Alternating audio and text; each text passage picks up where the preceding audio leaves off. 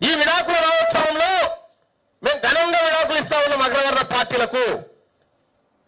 ఈ వేదికని చెప్తా ఉన్నాం, మీ ఎన్ని ఓట్లు లెక్క పెడితే ఒక్కొక్క నియోజకవర్గంలో 7,000 8,000 ఓట్లు ఉన్నాయి కదా, మీ ఓట్లు మాకొద్దు నాయన.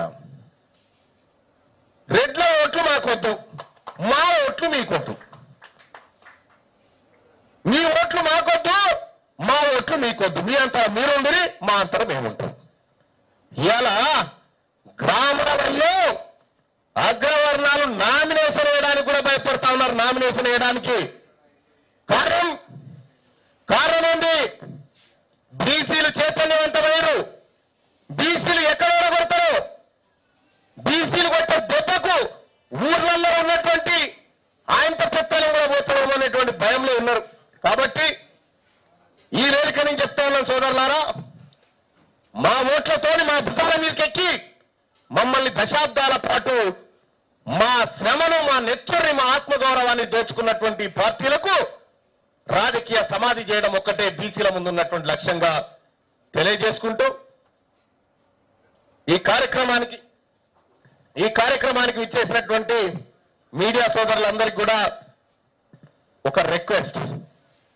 తెలంగాణ ఉద్యమం మీరెట్లయితే భుజాల మీద వేసుకున్నారో ఈ బీసీ ఉద్యమాన్ని కూడా అదే స్థాయిలో మీడియా సోదరులు ఆశీర్వదించి దీన్ని మీ బాధ్యతగా ముందుకు తీసుకుపోవడానికి సహకరించాల్సిందిగా కోరుతూ, ఇక ఉమ్మడి నిజామాబాద్ జిల్లాలో పూర్తి స్థాయిలో బీసీ జేఏసీ కథన రంగంలోకి దిగబోతా ఉంది. మా నాయకులందరి నాయకత్వంలో దిగబోతుంది అనేటువంటి విషయాన్ని తెలియజేసుకుంటూ, బీసీలం ఒక్కటైనం, ఒక్కటిగానే పోరాడుతాం. మేమందరం కూడా 2024లో రాజ్యాధికారాన్ని అందుకుంటాం.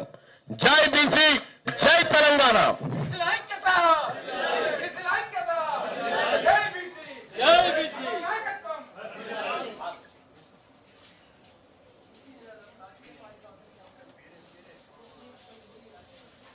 మేము 100% రాజకీయాలు చేయడానికి వచ్చినాం. రాజకీయ పార్టీ ఖచ్చితంగా బీసీల నుంచి వస్తుంది. ఆ రాజకీయ పార్టీతోనే రేపు రాబోయేటువంటి ఎన్నికల్లో ఈ అగ్రవర్ణ పార్టీలతో పోటీ పడిపోతున్నాం. కవితకు మాకేం సంబంధం? విలవారు కదా, మా నాయన ఉన్నప్పుడు చేయాల్సిందనే వారి. ఆమె బీసీ అంటేనే ఓడగొట్టింది నిజామాబాద్ లో. వాళ్ళ నాయన కామారెడ్డి గారు పోయి ముదిరాజు తల్లి పాలు తాగినట్టు ఓడగొట్టింది జనం.